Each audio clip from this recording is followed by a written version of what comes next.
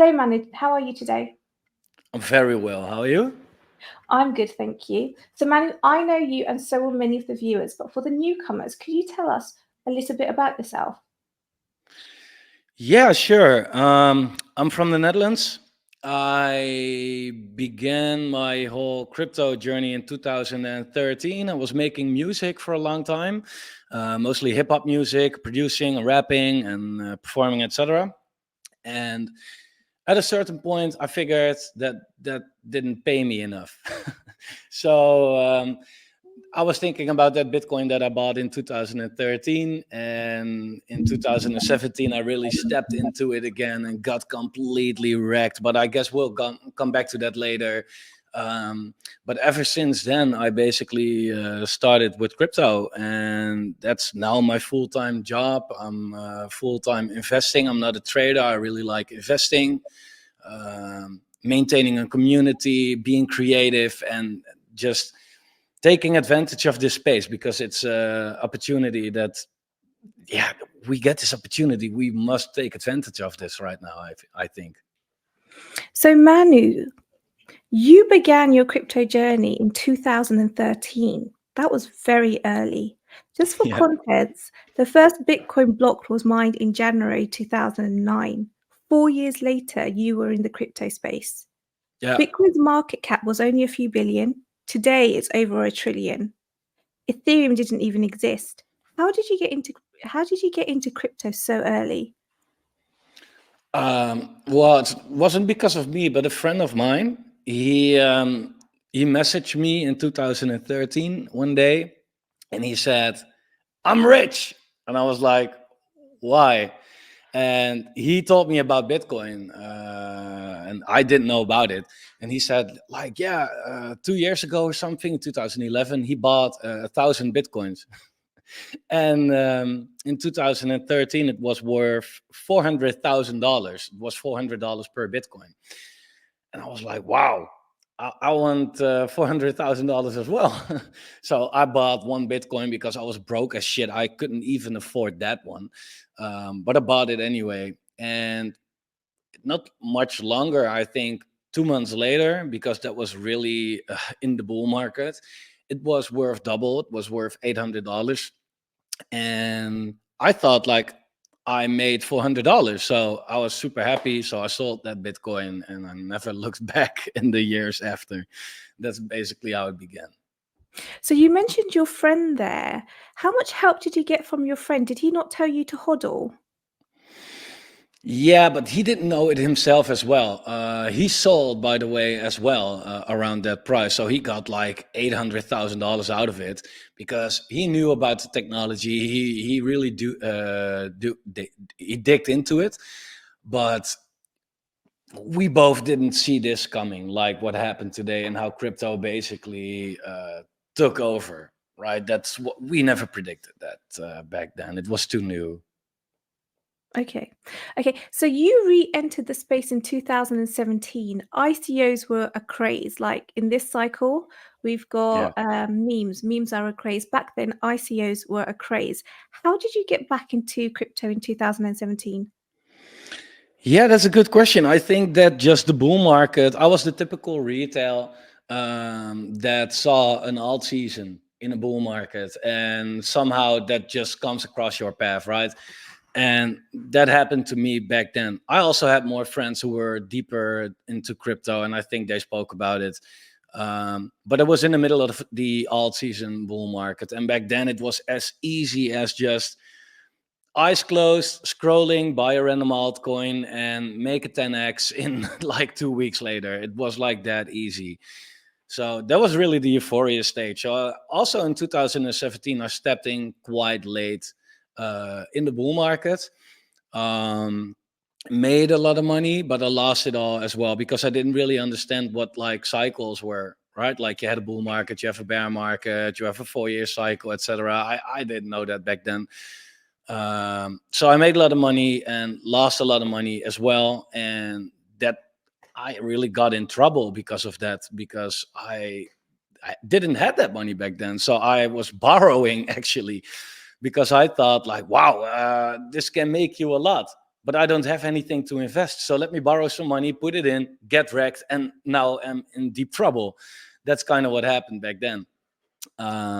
So that was really the cycle where I actually learned, like, okay, I should not do this again. What did I do wrong? And yeah, that's why I started really to learn about crypto. Again, you mentioned your friends. Is this a Netherlands thing? Was Bitcoin quite popular there? I think so. I don't know. I always made music, like I said, and when you do that, you surround yourself by people who are being creative, who try to innovate, who try to search for the next best thing, who are a lot of online, because making music also has a lot to do with the internet. Um, maybe that's the connection. Maybe it's just the entrepreneurship or something that has the link between these two. Not sure actually. Mm. And what about your friends? Again, did they give you a lot of support? Did they get wrecked as well, or is it just something that happened to you? Well, that first friend of mine in 2013, he's slowly just into. He's really conservative though. He has a little Bitcoin, a little Ethereum, and he just stacks it up, and he makes some good money with that. That's fine. Another friend of mine though is like really about DeFi, and he taught me a lot. He said in 2020, like, "Yo, dude, buy BNB at $4." And I was like, yeah, fuck that, man. I have no money. And later it went to $600. And I was like, okay, maybe I should listen to this dude from now on. But he mentioned a lot of things. He mentioned Shiba like really early. He mentioned DeFi kingdoms really early. And it's not because he was lucky. He really is a nerd.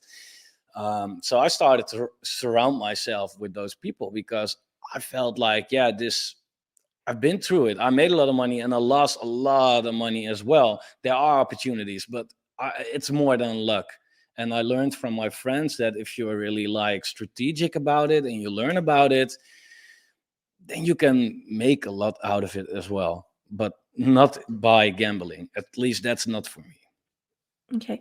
So again, if we look back at 2017, you did have a lot of success with the alts, but obviously the bear market hit. Now I Mhm. understand you took out loans as well. How did that work? Well, I was in 2017. I had my education in the past, but I didn't really like what I did. I never was really like, okay, this is what I want to do in life. So I had a job, but it was not my dream job or anything. It was more like some kind of a call center type of work. And I was able to pay the rent, but I was never that good with money because of these stupid things. Like I saw crypto. I saw like we were sitting in front of a big ass TV with all my friends, and we invested like $100 into a coin named Digibyte, and it went like every time we refreshed. I didn't have TradingView back then. We just had a website called lightbit.eu. And every time we refreshed, it was like higher, higher, higher. So there was so much dopamine, but I didn't really have that much money. So I thought, okay, I will take a loan. So I just went to my bank. And back then it was pretty easy. It's not a lot though, but I think I borrowed like $5,000. Um, and I put it into crypto, and then it started to all go down. And that was deep shit for me because $5,000 was like, I never thought I would have that type of amount on my bank account. It was really a lot. I was lucky if I would have maybe $200 left after paying my bills. So yeah, then I lost 500 or $5,000 that I didn't have in the first place. Uh, yeah, and that really I learned my lesson that way. Never do that. So Manu, in 2017, there was a lot of ICO craze, just like we have the meme craze in this cycle. Did you ever get involved in any of the ICOs? Because a lot of people did get wrecked. No, no, no, no. I didn't do it back then. No. 2021, I started to do that though, but in 2017, I wasn't educated enough about all that stuff. I just had one website. in the EU where you can buy a crypto very easily, and that's the only thing that I did. I bought all kind of altcoins. They were called like I said, Digibyte. You had Stratus, but also Monero and XRP and that kind of stuff. And that was enough for me to get wrecked, not by the ICOs back then. Um, and I had a platform, a small website with that friend of mine that I talked about, where we had a website about crypto. So I was typing all these articles about crypto, also to make myself learn more about it. But everything that I knew, I wrote it down, and we had an AdSense website linked to it, so we can get a little money from advertisements, right? And it was like, at our best day, it was like $100, but we gave away millions of Dogecoins back then because it wasn't worth anything. And yeah, we know what happened to Dogecoin. So also that was like a pain in the ass in hindsight. Still, 2017 was very, very early. But let's go to 2020. Let's go to, how did COVID affect your crypto journey? So in 2020, especially March 2020, the whole world was going into lockdown, and Bitcoin suffered its worst month ever, dropping 60%. What were your memories of this time? Well, I was following it very, very closely, but I wasn't invested back then. So I was learning about, because in 2017 it really brought me in trouble back then, and I thought, okay, never again. If I want to touch this whole thing, I want to do it once I have the knowledge. So I was just learning and studying. Plus, I was still too broke in 2020. That's why my friend told me, like, "Ah, you buy B&B, buy whatever," and I was like, yeah, dude, whatever. I have no money, and I don't know about all this stuff. I just want to learn first. So I missed out on that whole opportunity back then because I wasn't invested. What I did, like, I did follow it, and I did notice the sentiment on how people got scared, and everything was over. Everything was over. In 2017, I really believed it was over. In 2020, I felt like, okay, it should be picking up. And then that happened. And then it made me feel like, okay, I understand why people think it is all over right now. But it was very short lived, as we all know. Um, but after that, like, all happened, I started to invest. So I missed out on that whole bottom area, but I picked up at a good part of that 2021 bull market mainly. Okay, let's talk about 2021. So in 2021, we had the double top.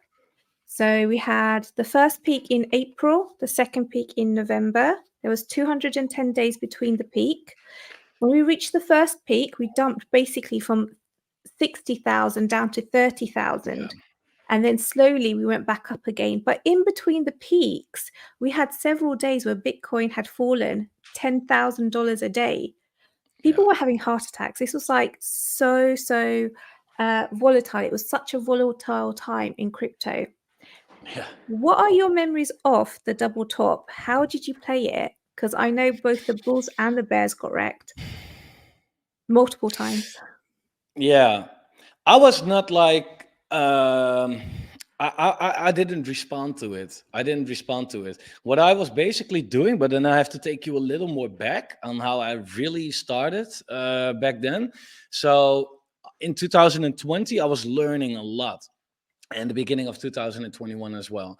And then I felt like, okay, I need to stop making music, because that's what I still did back then. I wasn't earning money with that. I had a nice time. I did some great things right here. I met people that I like. I loved it, but I didn't really make money from it. So I thought like, hey, I'm on YouTube for my music, but I'm also a lot like doing stuff with crypto. So let's combine that. So I started a YouTube channel called Fomotion, and that's where I released a video at a certain point, how to create your own coin. And I kind of copied it from somebody else, to be honest, but he explained it like so poorly, and I just had to watch that video like 100 times, and then I felt like, okay, now I understand. So let me make that video and make it more clear, and that brought a lot of viewers to my channel back then, and I started to monetize my channel, make some, like I had months with AdSense where I made like $2,000 a month, and that was for me like a lot. And I invested all that money in crypto. And then I got these emails from projects like, "Hey, you've got a great channel. Would you like to talk about a coin? We give you $500." So I looked at that project and I felt like, oh, looks pretty good. Let me talk about it. And it was in the middle of a bull market, so all these projects did fantastic.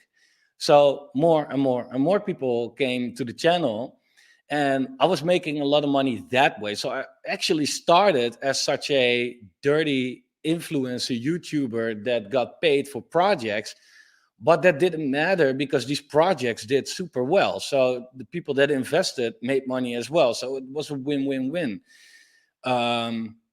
And that money I invested in crypto the whole time. So although we got that big, from May crash in 2021, basically, I was making more money than the money that was leaving my portfolio during that crash. So I didn't really notice that crash actually. So I was just investing, and I thought, okay, big correction, fuck it, let me keep on investing.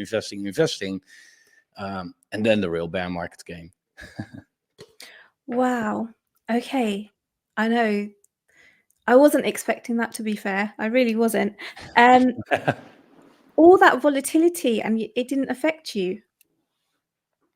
No, not really, because I wasn't really paying attention to the market itself. I was more working on my channel, was working to make a name out for myself, because it all went so fast, so like crazy. It went really fast. I was like, yeah, if this is the way for me to make money, community is happy, I'm happy, everybody is happy. But yeah, in a bull market, everybody makes money. So it wasn't that hard. And then the bear market came, and then I realized, like, oh shit, this wasn't that easy. This was just real good timing. But no, I Okay. wasn't really paying attention to the crash. Not really. So, Manu, were you able, before the bear market started, were you actually able to take out profits? Yeah, some, but most of it I started to offload when Bitcoin was like, I don't know, maybe $40,000 or something like that. But that's where I wasn't really in Bitcoin back then. I was more in altcoins, and altcoins crash way harder, of course. So I have cashed out a lot of that, luckily. But also I lost a lot of money as well. I made 200 grand in half a year, and I lost 200 grand in half a year, I think, as well. But luckily some money was still coming in, so I didn't lose everything.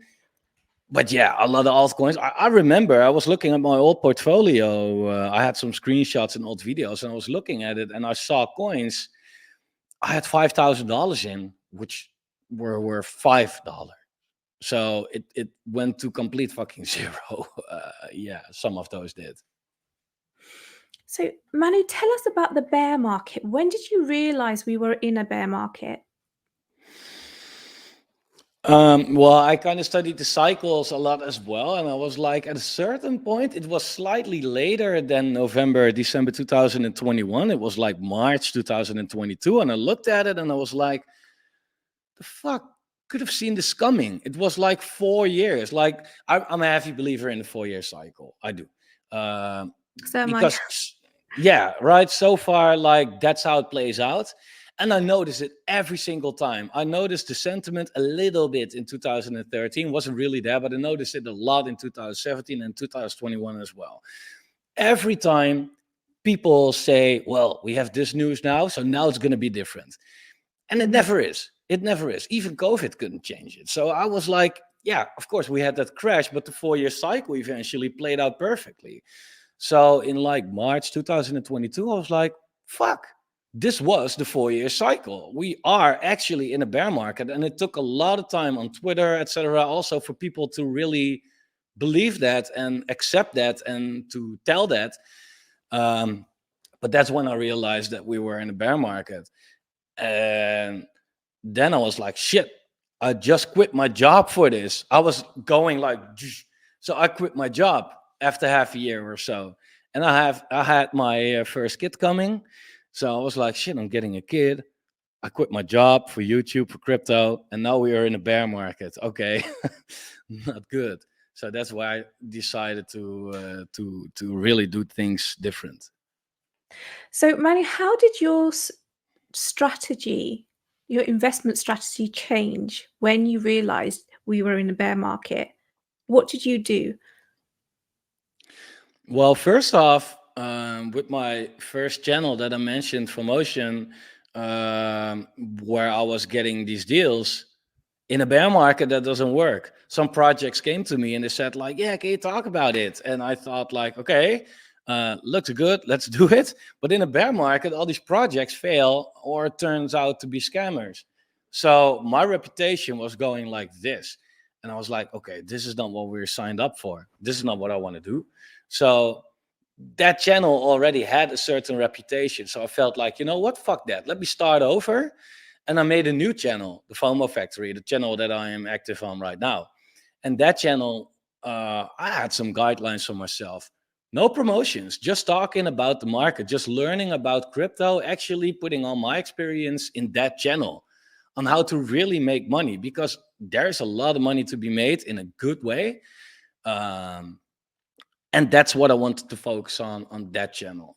So I was making daily videos over there, and I did it full time back then.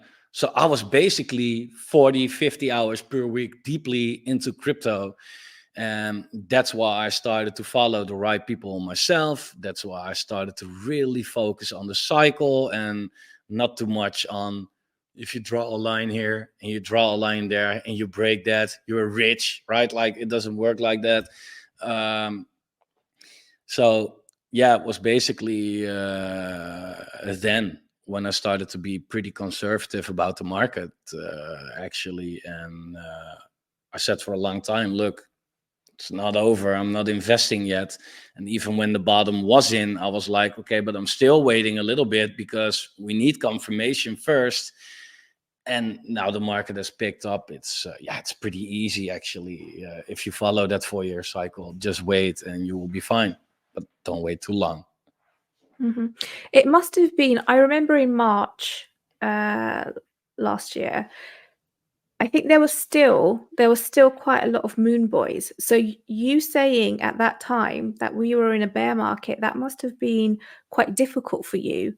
I must admit that every time that I speak to a YouTuber or an influencer and your name is mentioned, you are always praised. You are the only YouTuber like this. Like everybody else has beef with somebody else. Oh So yeah. I know there's a lot of drama with crypto YouTubers. How do you stay out of it? Is there? I don't know There is a actually. lot. Okay. Yeah, I don't try to stay out of it. I mean, I just made a song where I basically completely fire on BitBoy and Crypto Banter. So, if anything, I feel like I'm just, I don't know, I'm just telling what I think. And I had some people, some influencers, some whatever that weren't happy with me.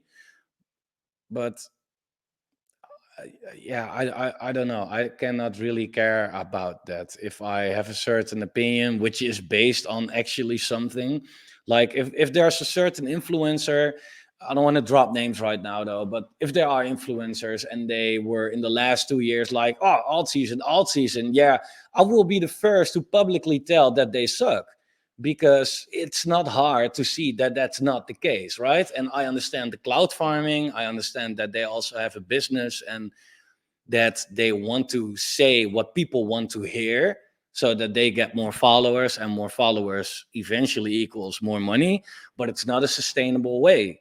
Um, so I rather sometimes say something that people don't want to hear, but that I actually think is true. And if people dislike me for that, then that's it. That's fine. I actually haven't met anyone who dislikes you, so I've not seen that side. Manu, I'm actually in 3 of your groups, and one thing that I really like is I love your TA skills. You're always precise, they're easy to understand, you're on point, you don't waffle. Can you tell me, how did you learn TA? I think just putting time in. I think like said, since I quit my job, I'm full time in crypto, and then you can make a lot of hours, right? I don't have to work and do crypto on the side. I wake up, I can do this, and I can go to sleep, and in my sleep, I'm still doing this. So it's just putting time in, I guess, and know who to follow as well. I think that's super important. Like in, okay, I am gonna drop some names in a in a bull market, for example. It is really euphoric to to follow certain channels that are always happy and always bullish and buy this, buy this. I remember in 2021, I was watching a lot of crypto banter because they're doing a good job when it comes to running a company. They're energetic, they know how to build their channel, but they don't know what they're talking about. They know very well what people want to hear, and that's this coin will do 100x. And I happen to be sometimes that loser that thought like, okay, if they say it, they have 900,000 followers, right? So it must be true. So I bought it and got completely wrecked, of course. Like that's how it works. Um, so when I started to learn about that is mainly when I didn't look at these kind of channels anymore. But when I really went into like, hey, these guys have less followers, they're less popular, but they know what they're talking about. So know who to follow, put your time in, and just try for yourself. I mean, I'm an investor, right? I'm not a trader, basically. So I look at everything on a weekly time frame, if not a monthly. But you can apply the same chart on a 50-minute time frame to, in a couple hours, see if your TA worked out or not. So I can apply that on the longer time frame as well.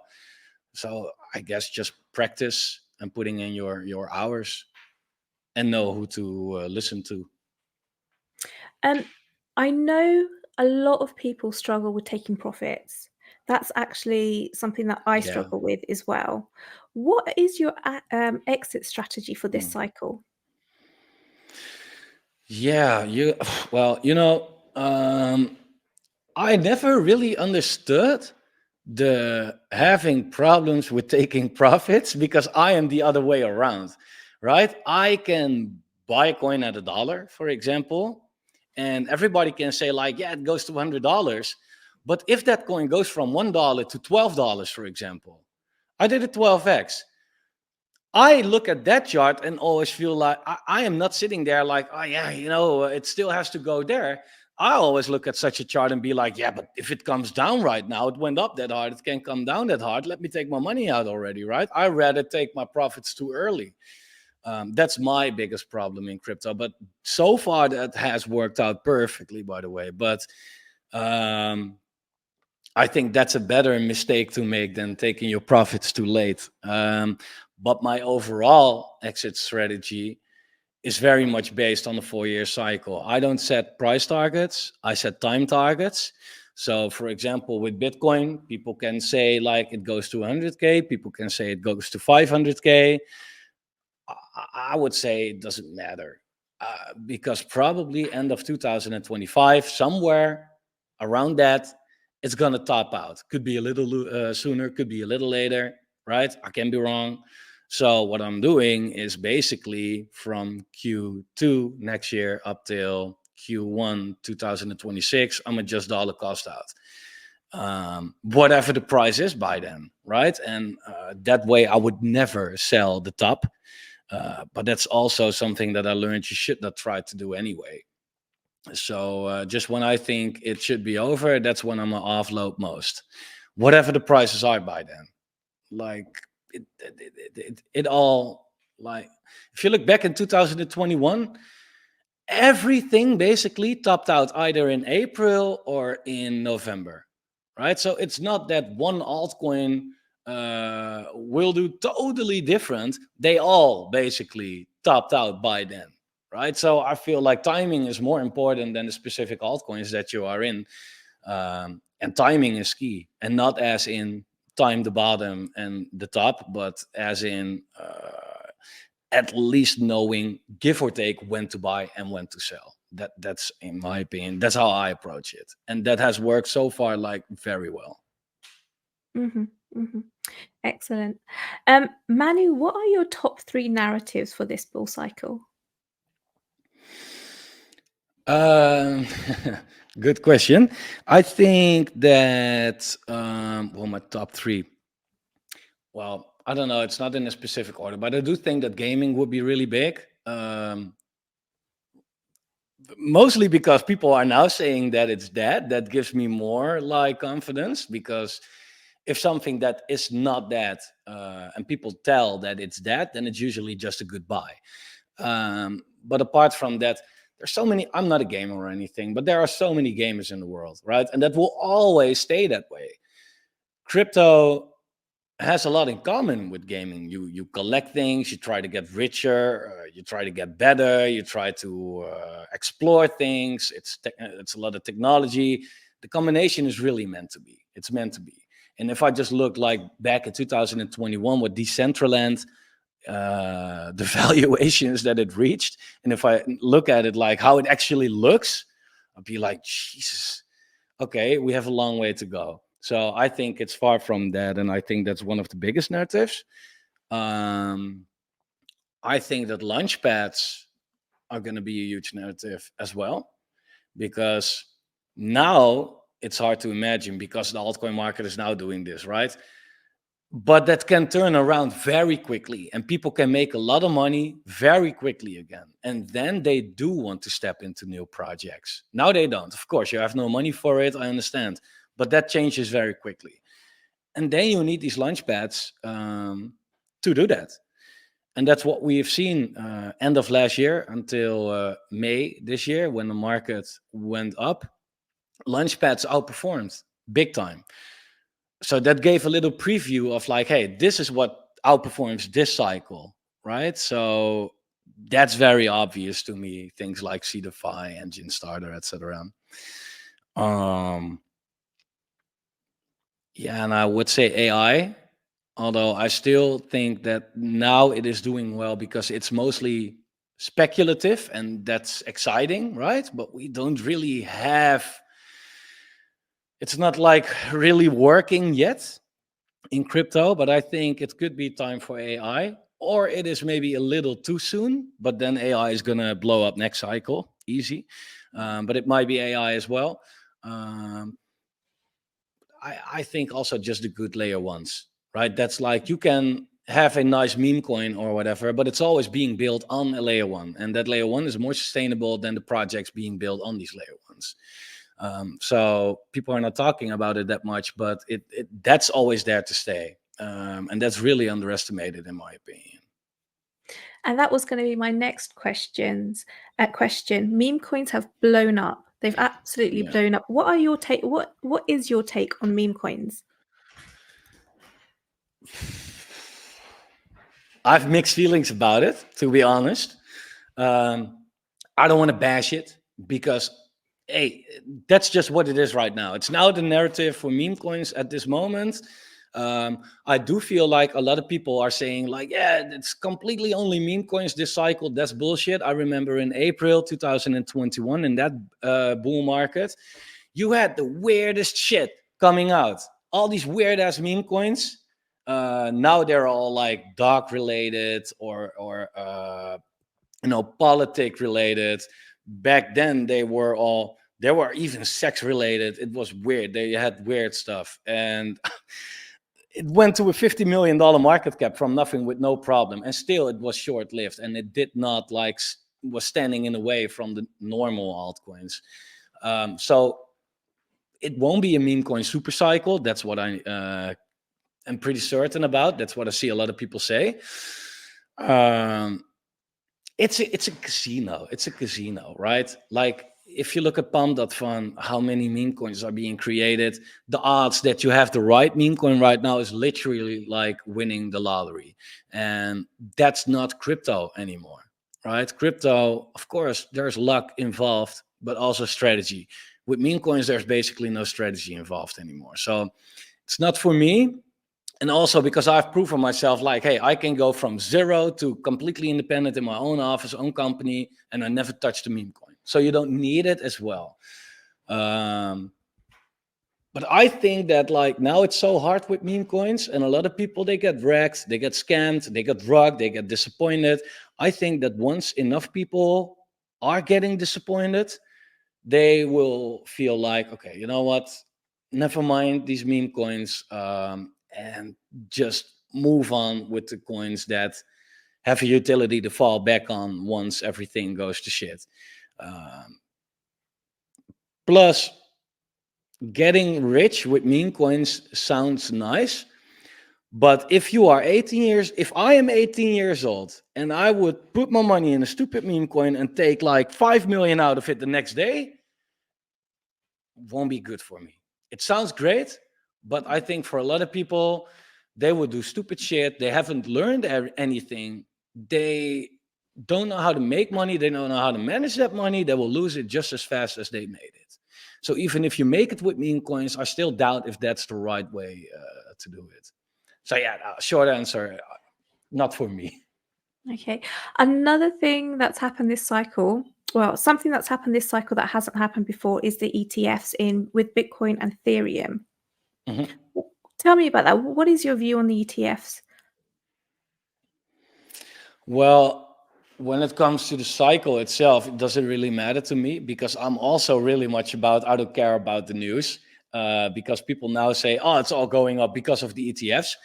No, it's going up because that's the 4 years liquidity cycle. And there's always a piece of news that supports that. And this time it's the ETF, but otherwise it would have also happened.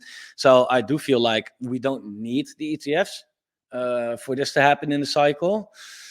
Yeah, and then there's the point, like some people are against it, as in it's getting less decentralized. People are now like now the big companies are in control once again, right? About our little space that we have. I kind of understand that. On the other hand, also we had 15 years to buy as much as we want for low prices. Then we drove it all up. People made money. We draw the attention from everything and everybody. And now we're complaining that they want some as well. Feel like, come on, man. We had 15 years. Um, so yeah, I don't really see it as a really bad thing, actually. I mean, we still have time. It's not like that the ETFs came and that the price is now unaffordable. I think once the ETF came, Bitcoin was $40,000 or something. Now it's 60. Without ETF, it would have been 50, 55 maybe. It didn't make much difference so far. And I'm not gonna lie, I like the technology. I love what Bitcoin is designed for. But at the end of the day, I'm more in for the money than I am for the tech, and I can still make money with it, so it doesn't bother me. Okay, awesome. Manu, tell me about Web3 whales. Yeah, that's nice. Yeah, that's my project. So in I don't know, in this bear market, I made money instead of losing money. A big part of it. The first half of the bear market, I got wrecked, but the second half, I started to make money because I was mostly buying Launchpad tokens. I started to notice, like, hey, these Launchpad tokens are getting cheap, and that way you can get access to new launches. So I bought them really cheap, and I participated in a couple of lunches, and I made some real good money off of that, which I'm still getting vested some of these tokens. So that's also, it's getting me a passive income. So I felt like, I made some good money on my own in a bear market with not the highest tier on these lunch pads. What if I can, and I'm talking about this to my community, what if we can actually do it together, right? Not talking about it, but actually do it together. So everybody in the community has money. Let's put some money together, get some high tiers, and invest, and then if that money multiplies, give it back. So what we did is what I did in first instance is I released Web3 Whales. Was first called something different, but we rebranded Web3 Whales. And what we basically do is we have the W3W token. You can buy that, you can stake that on our platform, and we have a small buy and sell tax, and we have a how do you call that? A pot of team tokens, basically, which is used also to buy into these launch pads and buy into these IDOs, etc. So that's basically all collective money, and we invested in like early AI tech was a project that did very well. For example, DexJack, but we also have some cool notes from Gonzilla, whatever. We invested over 100 startups so far. Um, and most of them are not really getting invested yet because these projects are not stupid. They look at the market right now and they be like, yeah, it's not time for alt season. But we have so much money invested in these projects, right? Once they come out and it comes our way, we get the multiplier and we say to our community, look, we have made, for example, $100,000 this month. What do you want? Right? And then they can vote like, okay, we want 10% of that money to buy back our token and burn it, right? So that price goes up. We want 30% to reallocate it into new sales, right? So we can keep going on. And we want 60%, for example, to go to the stakers. And we actually put USDT in the staking pool, and the people that are staking our token can claim that USDT directly, and they just make money that way. So it's kind of funny because I remember, like, in the last bull market, you had projects that offered a 50 million% APY, right? And it was like, where's the money coming from? And then it was always really hard to answer for these projects that were like, stop asking hard questions. It was all a Ponzi, right? I was also very outspoken about hacks, like also big Ponzi, because it's not clear where is that money coming from, right? There's money within your community. Yeah, we do the same, right? There's money within the community, but we take that money from the outside, right? We invest actually. So if we put $10,000 in collectively, we invested in an IDO and it does a 10x. We have 100 grand, and that's what we give to the community. So for us, it's really clear where the money is coming from. And that's just simply by investing as early as possible. That's kind of what we do. So Manu, I know you have ADHD. How has that impacted your crypto journey? Well, I don't know if that's because of my ADHD actually, but what I do notice is that my crypto journey is now a job, right? This is a company that I have. Um, so I do have some trouble, like keeping up with messages, replying to my emails, that kind of stuff. There are people like, dude, you haven't replied in 3 weeks, and that's just because it's somewhere in my Telegram, and then I'm getting bombed over there, and then it's all below there, and I don't see it. Like, I'm not so organized, probably because of that. And that's hard because I have to maintain a business, and you cannot run a business and basically ignore your clients. That's kind of what I do then. So yeah, that's kind of hard sometimes, but that's something that I have to deal with, I guess. And also, I hear that I sometimes talk a little bit too much. What advice would you give somebody who's looking into joining crypto and investing in crypto? Someone who's completely new? Someone who's completely new. Okay. Yeah. Well, um, well, I am releasing a video. Happens to be today, where the title is 11 things I wish I knew before I started crypto. My advice is watch that video, because this is basically in that video I basically tell everything that if I applied that from the beginning, I would be so rich, right? Like, because it is not that hard. It is actually not that hard, but it's your emotion, and the impatience of people that gets them wrecked and not being cautious enough. But if you simply understand before you invest, if you simply understand how the 4-year cycle moves, right? What crypto is, why Bitcoin is number one, and why the rest is all below. If you understand the basics and then start to invest, then you're already winning. Um, but the problem is for most people, they invest without knowing what they're doing. Sometimes I'm in a group on Telegram of a certain project and I see people ask, where's the price going down? Then I feel like, dude, you have invested before you even know what crypto is. Otherwise, you would have understood why prices go up and down, right? And so many people have that problem. They invest first and they research later. It's what I did as well. That's why I got wrecked like many times. I got scammed. I got my money stolen. I got like bought high, sold low, made all these mistakes. Um, so I would say educate yourself a little bit first. It's not that you have to invest today, right? It's not that if you don't do it today that you completely miss out. Research for a week and then invest. You will be better off than 99% of the people out there. Manu, it was an absolute pleasure having you on today. Your story is literally epic. Trial, error, success, everything. I loved it. I Yeah. loved hearing your story. Thanks. That's awesome to hear.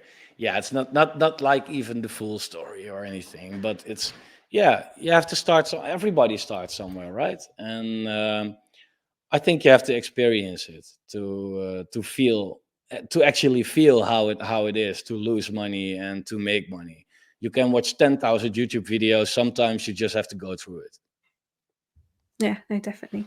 Definitely. Thank you so much for coming on. I'll put all your socials down underneath. I will also list that video that you've just spoken about. So Awesome. everybody would be able to find you. Appreciate it. Thank you. Thank you too.